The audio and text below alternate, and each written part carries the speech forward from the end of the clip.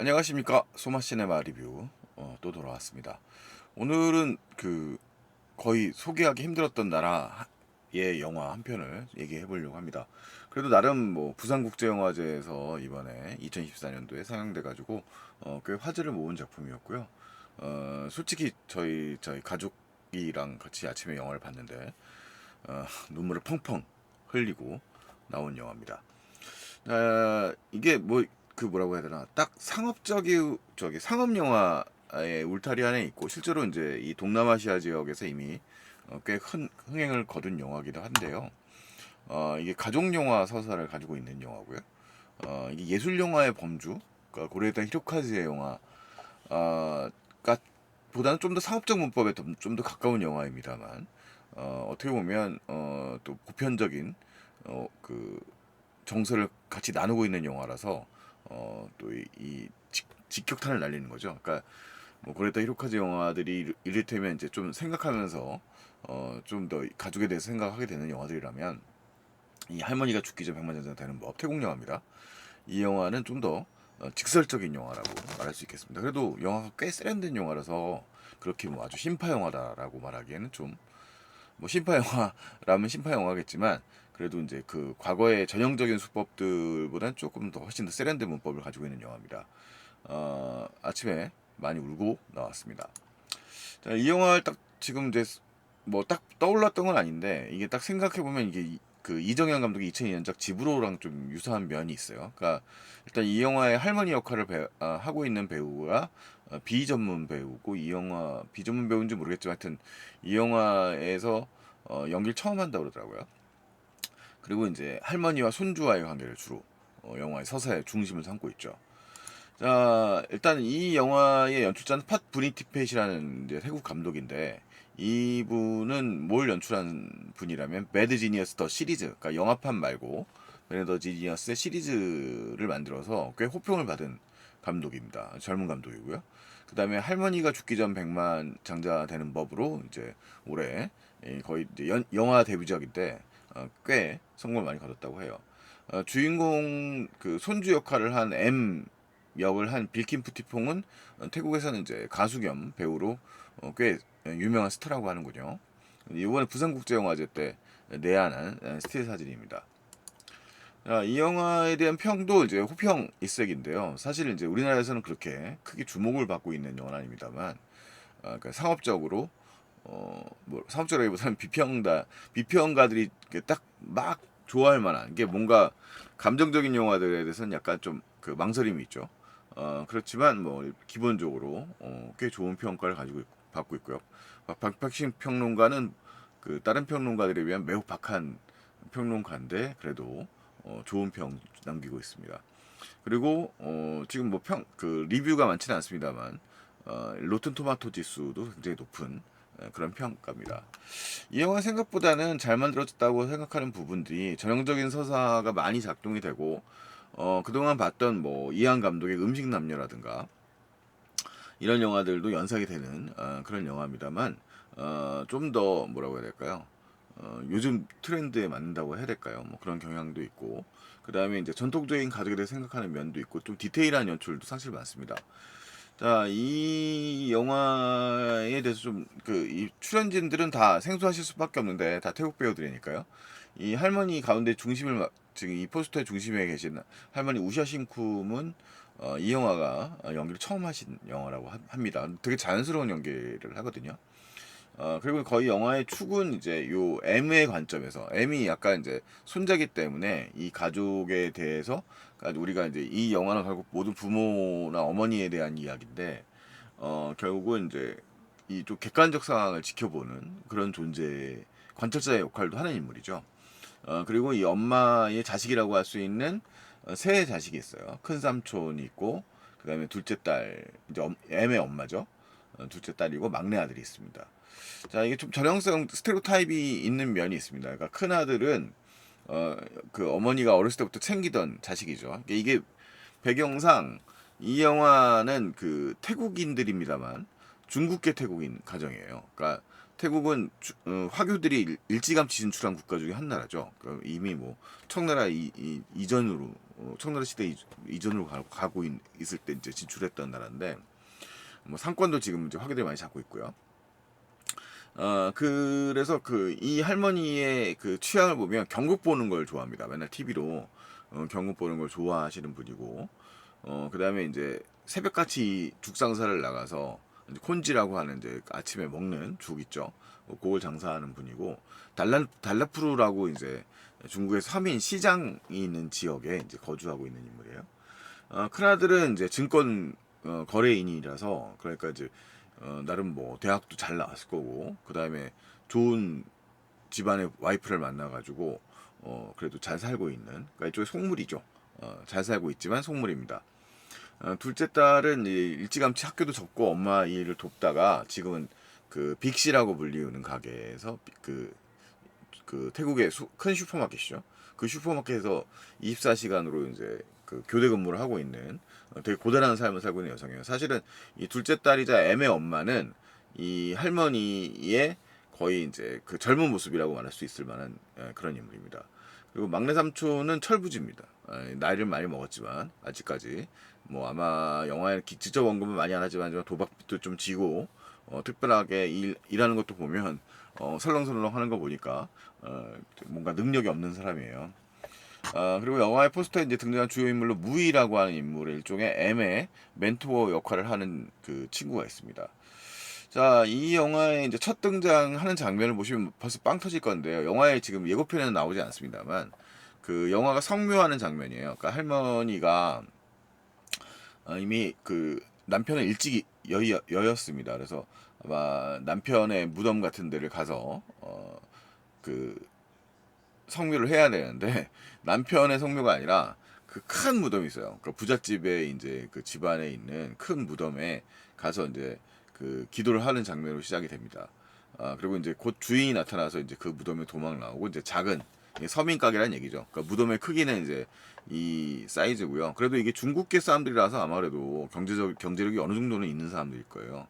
이 태국에서도 이 중국계들이 일단 좀 금전적 여유가 있는 집안이니까 아까 상권도 많이 가지고 있고 여유가 있는 사람들이 많기 때문에 그래도 이 집안은 서민 집안에 해당되겠지만 그들 중국계 중에서는 그래도 상대적으로는 태국계의 또 다른 분들에 비하면 그래도 돈이 좀 그래도 있는 집안인 사람들이 많이 있을 거고요. 근데 어쨌든 간에 그 첫 장면에 이 친구 M이 등장을 하는데 이 친구가 완전히 이제 핸드폰 주고 게임하기 정신없는 친구죠. 나이야 뭐 좀 먹었지만 그래서 뭐 성교도 같지만 뭐 그냥 대충 하고 꽃을 뿌리는 문화가 있는데 그 꽃을 뿌리라니까 그것도 꽃도 대충 뿌리고 그래서 혼쭐이 나고 그래서 근데 그 와중에 이제 큰 삼촌만 오고 며느리랑 그 딸도 오지 않아 가지고 되게 할머니가 속상해하고 있는 그런 모습이죠. 뭐 우리나라에서도 흔히 볼 수 있는 풍경일 수 있을 것 같습니다. 그러니까 아주 그 장면을 보면 딱 우리 아이들 생각나는 그런 장면이죠. 우리 10대 청소년들 많이 생각나게 하는 장면입니다. 이 친구가 그런 친구입니다. 근데 이 친구가 이제 각성을 하는 건데 각성이 좋은 방면의 각성은 아닙니다. 이 대개의 영화를 찍. 근데 이 영화가 코미디적인 그런 발상에서 시작이 됩니다만 실제로는 되게 코미디 톤의 영화는 아니고 되게 잔잔한 드라마에 가깝다는 게 또 재밌는 점이에요. 그냥 어떻게 보면 좌충우돌 코미디로 나가려고 하지만 이제 헐리우드적이라면 되게 좌충우돌 코미디를 갔을 텐데 이 영화는 좀 그렇지 않고 되게 우리가 뭐든지 일을 하다 보면 의도를 하지 않고 가다가 이제 뭔가 깨달음을 얻잖아요. 그러니까 이 영화는 가족 영화이고 동시에 이 M의 성장 영화이기도 합니다. 그래서 이 M이 이제 계기가 된 거는 이 무이라는 이 친가 쪽 그 할머니는 엄마의 그 외할머니인 거죠. 그러니까 이 영화에서 M이 돌보는 건 외할머니예요. 그리고 이 친가 쪽의 사촌 중에 무이라는 이 친구가 있습니다. 이 이쁜 친구. 이 친구가 이 할아버지를 돌봅니다. 그러니까 이제 집안의 어른이 되는 거죠. 근데 되게 보면 집에서 이제 돌보고 있는 걸 보니까 되게 부유하신 분이에요. 그래서 부유하신 분을 돌보면서 어, 이, 이, 이분이 돌아가시고 그 다음에 이제 집을 무이한테 물려주신 거죠. 그래서 이제 이걸 보고 이제 부러워하신 거예요. 이 백수 건달 M이라는 친구가 그래서 나도 어떻게 하면 좀 기회를 얻을까라는 불순한 마음이 사실은 먼저 작동을 하게 되는 거죠. 그래서 그 얘기를 듣게 됩니다. 이제 이 친구의 무의의 모습을 보고 이제 앞에 전면을 까고 있어요. 그래서 이 M은 별로 의도가 좋은 친구는 아니라는 게 이제 영화에 딱 첫 부분에 보여지고, 할머니는 되게 혼자 외롭게 사시는 분입니다. 자식들은 다 셋이 다 출가되고 나가고 다 독립했고요. 그 할머니는 계속 이제 그 콘지라고 하는 그 죽을 팔고 계신 거죠. 근데 이 할머니가 이제 암에 걸렸다는 소식을 딸에게 듣게 돼요. 그러니까 저 딸이 엄마한테 듣게 되는 거죠. 그러면서 이제 할머니 얘는 어차피 지금 할 일도 없고 돈도 없어요. 그러니까 원래 아마 게임 캐스터 엄마의 대사라고 봤을 때는 게임 캐스터 일을 좀 번듯하게 어느 정도 하다가 이제 인터넷 방송 같은 게임 방송을 하면서 좀 구독자를 모으고 있는 중인데, 뭐 그냥 별 볼 일 없는 숫자에 숫자가 들어와서 돈벌이가 안 되고 있는 상황인 거죠. 그리고 엄마가 봤을 때 한심한 백수랑 가까운데, 이 무희를 보니까 독립도 하고 싶고, 그래서 그 좀 불순한 의도로 해서 할머니랑 지내겠다고 이제 얘기를 하는 겁니다. 그래서 엄마 입장에서는 얘가 이상한 애 거지. 무슨 바람이 불어서 할머니랑 지내겠대 이렇게 얘기하시는 거고. 그러니까 가장 아까 첫 장면에서 영화의 그 성묘 장면에서 가장 빈둥거리고 할머니랑도 뭐 별 관계도 없고 이런 애였거든요. 그러니까 얘 되게 할머니한테 가야 될 그런 정 같은 게 없는 애입니다. 근데 이제 뻔뻔한 아이인 거죠. 성격상. 그래도 뻔뻔한 아이답게 찾아가고, 대신 얘는 뭐라고 해야 되나, 변죽은 좋다고 해야 될까요? 그래서 이 할머니한테 가서 노골적으로 할머니는 이제 다 알고 있죠. 이게 갑자기 그러니까 자기가 이제 뭔가 아직 처음에 영화의 첫 장면 이 앞부분에서는 암에 걸렸다는 사실은 모르지만, 그 할머니한테 그 무슨 신상의 변화가 있다라는 느낌을 이제 직감을 합니다. 이제 자꾸 누가 찾아오니까 자식들도 자꾸 안 찾아오던 애들이 찾아오고 막 그러니까 이 손주 같은 놈도 평생 거들떠도 안 보던 놈인데, 물론 이 할머니랑 인연이 없는 건 아니에요. 이 손주가 완전히 애미 원래 어렸을 때 할머니가 좀 돌봐준 시간이 있습니다. 할아버지랑 할머니랑. 그래서 애하고의 추억이 없는 아이인데, 애미 이제 머리가 커가지고 할머니랑 추억을 이제 뭐 거의 신경도 안 쓰고 있었던 거죠. 네, 그러면서 어쨌든 간에 얘가 이제 갑자기 안 하던 효도를 하기 시작합니다. 할머니로 돌봐주겠다는 거죠. 그래서 이제 사실 이 할머니도 얘가 뭔가 이상하게 다가오는 게 싫으시지만, 이제 애가 어쨌든 같이 있어주니까요. 그것 자체에 조금씩 변화가 이제 할머니도 생기시고요.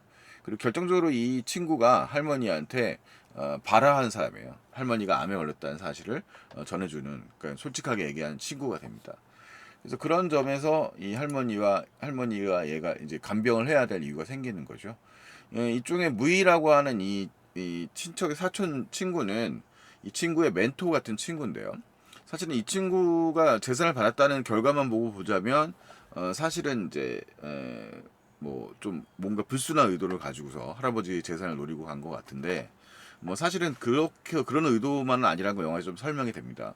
이 친구는 뭐 인터넷 방송, 물론 성인 계열의 방송 같은 걸 한다는 뉘앙스 얘기가 나오면서 나름대로 그런 쪽으로 그 좀 돈을 벌이를 할 수 있는 방법들을 갖고 있는 친구기도 하고, 이 M의 대사에 의하면 아마 간호사도 했었던 것 같아요. 그래서 전문성도 좀 있는 친구고, 그 다음에 이제 뭐 그런 성인 방송 같은 걸 통해서 돈도 좀 벌고 뭐 이런 친구라서 뭔가 있지만 되게 인성이 이상하게 비틀어진 사람은 또 아니에요. 그래서 이 친구가 하는 결정적 대사가 자식들이, 그러니까 사실 이 친구가 무이라는 친구가 할아버지를 도와줬던 것도 이 할아버지를 거들떠도 안 보고 있는 그 자식들이 할아버지 재산만 노리고 있는 상황들이 싫었던 면이 있었던 거죠. 그런 면이 있어서 직접 할아버지를 지극정성 좀 도운 면이 있는 거예요. 자, 그래서 어쨌든 그런 얘기를 하는데, 여기서 이제 결정적 대사를 하는데, 노인들이 바라는 게, 자식들에게 바라는 게 한 가지인데 그걸 자식들이 잘 이루어주지 않는다. 그건 뭐냐? 시간이다라는 거죠. 그래서 이 영화는 되게 보편적 깨달음을 주는 면이 있습니다. 그러니까 어차피 우리가 뭐 이 자본주의 살면서 다 먹고 살기 힘든 게 대부분의 가족이고 마음은 있지만 실천하지 못하는 상황입니다만, 그래도 여기서 이제 환기시키는 거는 부모와 자식 간의 그런 관계, 부모의 마음 같은 것들이죠.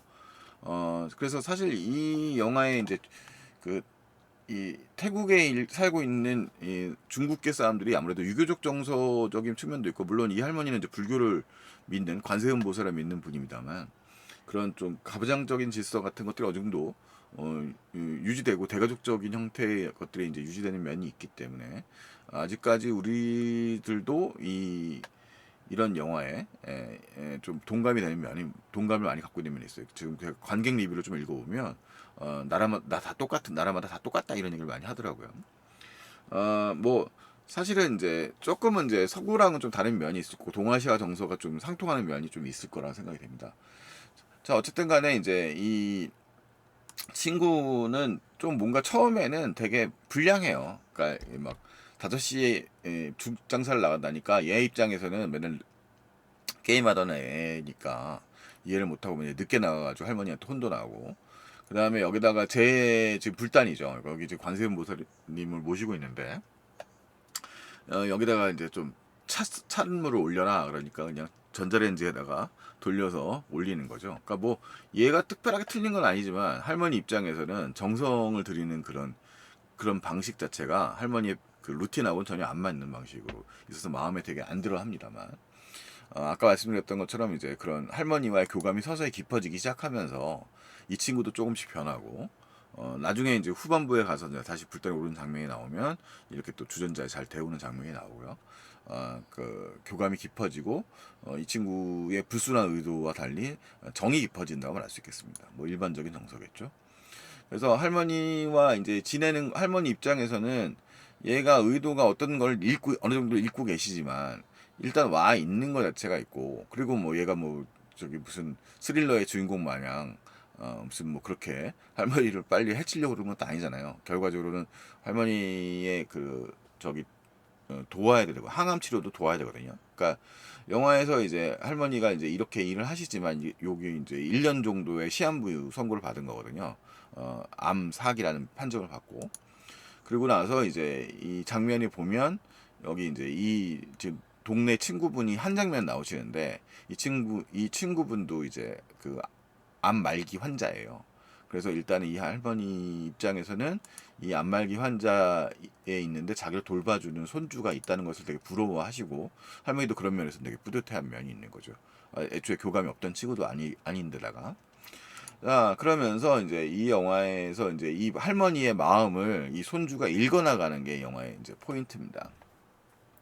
이 할머니가 그 생활력이 강한 그 인물이죠. 그러니까 되게 아끼고, 옛날에 어르신들 먹는 것도 이제 저기 뭐야 그 냉장고에 재워놓고 상했어도 그냥 그 대충 어떻게 먹어 치우고, 뭐 이런 인물이에요. 되게 한국 분들도 옛날 어머니들 아버지들 생각하면 그런 분들 많으셨을 겁니다.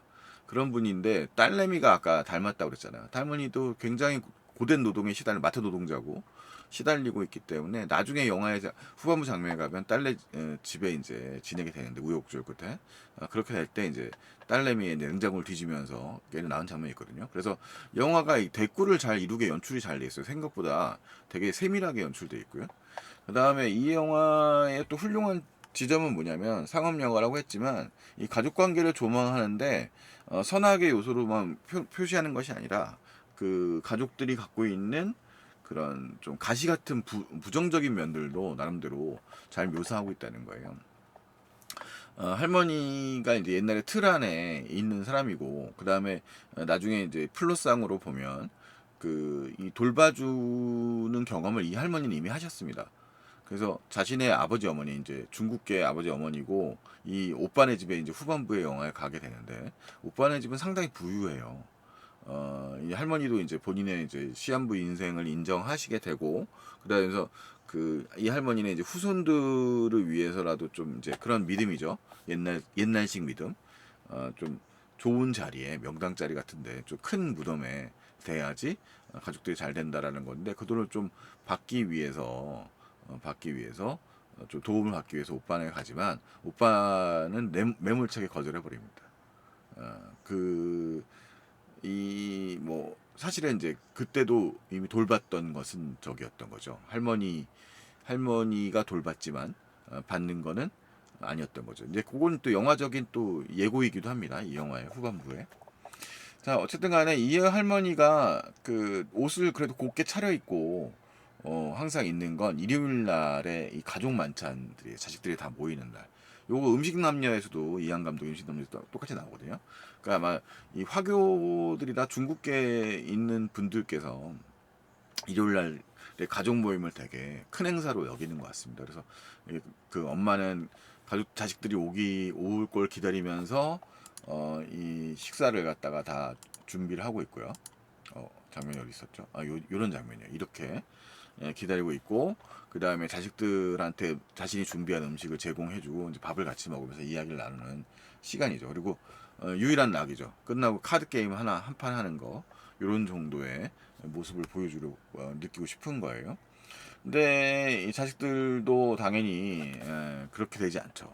그렇게 따르지 않고, 아까 첫째의 경우에는 며느리는 약간 어떻게 보면 이 사람 왼쪽에 나와 있는 큰 아버지의 경우에는, 큰 아들의 경우에는 이제 증권 거래를 하는 사람이라고 했죠. 그 번듯한 직장이고 돈도 좀 있는 사람인데, 이제 아마 처가 쪽에 그 지원을 많이 받은 사람으로 보여요. 나중에 이 사람이 집이 이제 저기 뭐야 그 시외에 나와 있는 그런 집이 나오는데 상당히 부유한 집안입니다. 근데 그 아마 처가 쪽에서 일종의 신분 상승을 한 거죠. 태국이 아직 계급 사회라고 사실 말할 수 있거든요. 그러니까 이 사람의 할머니네 집안은 같은 중국계지만 좀 서민 가정에 해당되는 집안이고요. 그다음에 이제 막내 아들은 아까 서두에 말씀드렸던 것처럼 수염은 멀쩡하지. 그러니까 이 집안에는 거의 뭐 엄마의 도움을 가장 필요로 하는 친구입니다. 그러니까 제대로 일하는 것도 없고 뭐 와서 그 뭐야 안전바를 설치해 놓는데 그것도 후들후들 제대로 설치하지 못할 줄 뭔가 허술한 사람이에요. 그리고 엄마는 가장 애정이 가는 존재는 사실은 이제 딸이죠. 딸이 이제 자기와 거의 닮은 사람이거든요. 굉장히 일을 하고 고생만 하는 사람입니다. 그리고 이제 엄마를 가장 위하는 마음이라서 사실 이 아들 애미 이 엄마를 할머니를 돌보게 되는 이유 중에 하나도 엄마가 그 슈퍼에서 근무하니까 낮 근무에 일하는 사람인데 야간 근무로 바꾸고 낮에 와서 할머니를 항암 치료하는데 병원 데리고 다니려고 했던 거예요. 그러니까 병원 가는 장면에도 딱 처음에 나올 때 그 엄마 이 애미 할머니한테 가기 전에 이 그 성묘하고 와서 할머니를 그 병원에 모시고 가는 장면이 나오는데, 거기서 그 엄마만 남고 나머지 이 남자들 M까지 모두 다 이제 바쁘다고 가버려요. 그런 장면들 같은 걸 통해서 이제 이 두 딸과의 이제 교감 정도를 어느 정도 체감하는데, 이 거의 영화의 서사상으로는 이제 M이 그 엄마를 대신해서 할머니를 돌보고 있는 상황인 거죠. 영화는 사실 이제 그런 비유들이 많이 있습니다. 사실은 이 그 태국은 또 이 태국 사회에도 좀 보여지거든요. 그러니까 할머니가 항암 치료를 받으러 가야 되는데 이분들이 아무래도 고소득층은 아니니까요. 그 할머니가 가시는 병원은 일종의 서민병원에 해당이 됩니다. 그러니까 이 태국은 의료보험 제도가 보장이 제대로 안 되어 있는 나라라고 들었거든요. 그래서 이게 신분별로 소득별로 수준으로 따라서 그 병원들이 나눠집니다. 그러니까 제가 우연히 이제 저희가 태국 여행을 갔다가 그 장염에 걸린 우리 가족이 있어서 그 되게 좋은 외국인 병원, 외국인들이 가는 관광객들이 가는 병원을 갔었는데, 그 병원에 이제 코디네이터 한국 분이 계시더라고요. 그래서 얘기를 들어봤더니 태국이 그런 시스템이래요. 그래서 가난한 사람들은 굉장히 복잡하고 사람도 너무 많고 되게 그런 상황이랍니다. 그리고 저희가 갔던 병원은 그 아랍의 부호가 세운 병원이라 외국인들은 보험이 되니까 가고, 그 다음에 이제 저기 누굽니까 그 그 적어도 대기업 정도 다니는 사원 이상만 오는 병원이래요. 그래서 굉장히 쾌적하고 좋긴 했습니다. 근데 일반 서민들 입장에서는 그 병원에서 내는 그 병원 수가나 이런 걸 감당할 수 있는 수준이 아닌 거죠. 태국이 아마 월급 수준이 50만 원, 60만 원 수준으로 듣고 있는데, 그러니까 그 병원비가 그때 저희 저기 뭐야 잠깐 하루 입원했던 병원비가 80 정도 나왔거든요. 그러니까 감당할 수 없는 거죠.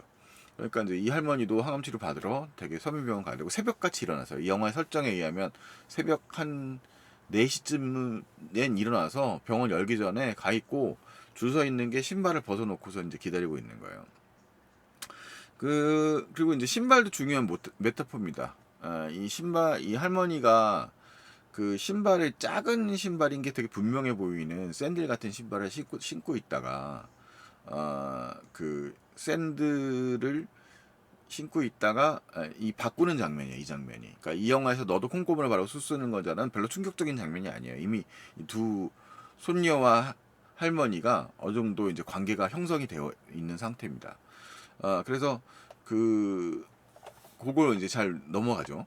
그래서 여기서 그 신발을 바꾸는 이유도 뭐냐면은 그 아들이 있어요. 큰아들이 이제 할머니가 이제 어차피 돌아가실 걸 아니까 자기가 이제 뭔가 막판에 좀 도움을 하려고 하는데 현실적이지 않은 거죠. 되게 집은 좋은 집에 살고 있지만 병원에 가거나 이럴 때 되게 먼 거리에 있는 그 시외 좀 중산층 거주단지에 살고 있고 그래서 할머니 입장에서는 이제 그 시내 좀 허름한 집이긴 하지만 그 집이 이제 유일한 할머니의 재산이에요.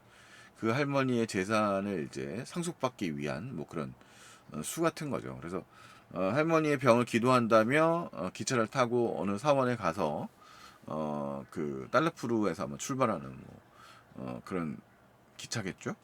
그 기차를 타고 가서 기도를 하고 나오는데 그 기도 내용에 할머니에 대한 얘기는 없는 거예요.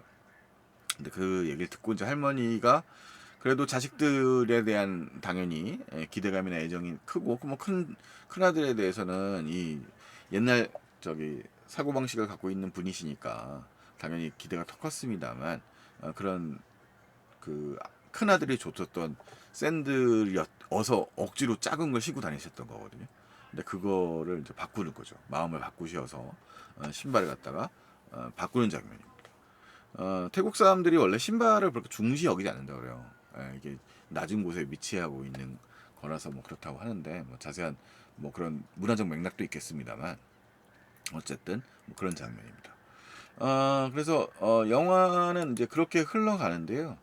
후반부에 가면 이제 할머니도 어떤 선택을 하면 되는 거고요. 그 다음에 다시 반전의 계기가 형성이 되면서 이야기됩니다. 이런 장면도 이제 영화에서 대꾸를 이루는 장면이에요. 할머니가 이게 손주가 이쁜 꽃단장을 하시고 있을 때 이게 뭡니까? 단추가 맨 마지막 단추가 열렸으니까 할머니 닫아주려고 하니까 일부러 열어놓다고 하시거든요. 근데 반대에 가면 그 반대 장면이 나와요. 할머니가 닫고 계시니까 단추가 할머니 그 손주가 할머니의 단추를 이렇게 열어주시는 장면이 있는데 할머니가 요염하게 있으려고 했더니 이런 식의 농담을 툭 던지시는 거죠. 자 그러면서 이제 이 둘의 교감, 이쪽에 그 할머니와의 일종의 로맨스 같은 그런 교감이죠. 뭐 좋은 의미의 표현입니다. 자 그래서 이 할머니와의 삶이 이게 이 둘이 동감이 되고 이제 할머니의 마음에 이제 이 애미 갖고 있는 마음도 근접해 있는 거죠. 영화는 이제 마지막 반전을 또 숨기고 있습니다. 반전에 반전 뭐 같은 게 있는데 뭐 아주 큰 반전은 아니지만 이 영화 이제 포석을 아까 연출이 잘 된 영화라는 포석이 잘 깔려 있는 영화라는 얘기들은 이제 후반부에서 쑥쑥 보여져요. 그래서 결과적으로 이건 이제 회상 장면이죠. 애미 어렸을 때의 장면입니다. 자, 그래서 그 장면이고 할머니는 이제 항암 치료 때문에 이제 영화의 중반부 이후에는 삭발로 이제 등장을 하시고요. 자, 요거 이제 재롱 떠는 장면이죠. 이렇게 앱을 이용해 가지고 뭐 그렇게 되는 장면이고요. 이런 대사들도 나오죠. 그 영화의 그 성묘 장면에서 너 꽃을 이렇게 막 엉터리로 뿌리면 나중에 내가 귀신들 찾아가니까 아유 찾아오시라고 이러면서 농담을 주고 받는 그런 티키타카도 꽤 흥미로운 장면들입니다. 뭐 이 뭐 할머니가 죽기 전 백만장자 되는 법은 아까 말씀했던 것처럼 아마 현대 동양 아시아 가족 영화 중에서 뭐 최고봉이라고 한다면 고레다 히로카즈의 그런 영화들이 있죠. 거로도라든가 뭐 이런 영화들이 있는데 그 영화들이 주는 뭔가 좀 이렇게 깊이 파고 들어가는 면은 조금 부족할지 몰라도 유사한 면은 있습니다. 아까 말씀드렸죠. 이 영화는 단순하게 뭐 신파의 스토리로, 그러니까 스토리적인 그런 기본적인 정통적인 드라마적인 특성의 그런 서사들을 그대로 깔고 있습니다만, 굉장히 차분한 톤으로 진행되고 있어요. 그래서 동남아시아 영화들 같은 경우에는 좀 과장된 감정 표현이라든가 과장된 개그 같은 것들이 좀 두드러졌거든요. 그래서 설정 자체는 되게 넌센스 코미디 같은 형식으로 시작이 됩니다만, 실제로는 이 좀 가족을 좀 더 깊이 들여다보는 영화예요. 그래서 현대 변화는 어떻게 보면 그 뉘앙스가 현대에서 변화되는 가족의 형태들에 대해서 좀 더 깊이 생각하게 되고, 그다음에 할머니라고 대시되는 인물은 사실은 아까 영화의 구조상 할머니는 그 즉 젊은 지금 현재의 이 M의 어머니의 미래의 모습이기도 하거든요. 그래서 그 할머니의 마음 속에서 엄마의 마음을 또 들여다보는 거기도 하는 거거든요. 그런 마음이 보여지기도 하고, 그래서 영화가 주는 그런 동질감, 그 다음에 영화 주는 감동이 어쨌든 되게 보편적인 정서의 위에 있는 거라서, 비록 태국 영화라서 어떻게 보면 낯설 수도 있는데, 그 낯섦을 상쇄시킬 정도의 감동적인 부분도 사실 많은 영화라서 뭐 되게 편한 영화고요. 보기에 뭐 불편함이 없는, 되게 그 낯섦이 없는 뭐 아트하우스 계열이 아니라 되게 상업적 그 일반적인 드라마 트루기에 그대로 따르고 있는 영화라서 보기도 쉽고, 그리고 촬영이라든가 이런 것도 되게 아름다워요. 음악적인 리듬도 사실 되게 그 피아노 선율로 테레 감정을 적절히 고양시키는 그런 연출도 좋은 영화고, 음악적 연출이라든가 그다음에 촬영이라든가 배우들의 연기라든가 뭐 되게 아쉬울 게 별로 없는 그런 영화입니다. 그러니까 되게 무리수를 두지 않고, 우리가 이제 막 생각을 하면 뭐 태국 영화라면 맨날 옹박 이렇게 생각하기 쉽지 않습니까? 그런 거 뭐 또 배드 지니어스 뭐 이 정도인데, 그런 좀 장르물이라기보다는 정통적 드라마 틀인데 되게 일상적인 그런 이야기를 되게 따뜻하게 담고 있는 영화라서요. 되게 추천해 드릴 만한 영화라고 생각이 듭니다. 되게 아침 아침 얘기 이제 그만하죠. 펑펑 울었다는 얘기는 그렇게 하고요. 한 번쯤 기회가 되신다면 좀 어떻게 보면 좀 낡은 느낌의 정서들도 있어요. 근데 어떻게 보면 그건 또 우리가 잃어버린 정서일 수도 있지 않을까? 그런 생각도 들더라고요. 자, 할머니가 죽기 전 백만장자가 되는 법. 극장에서 보게 되면 태국 영화고요. 그리고 또 되게 잘 만들어진 가족 영화입니다. 한 번쯤 찾아보시면 좋을 것 같습니다. 이상 마치겠습니다. 소마시네마였습니다.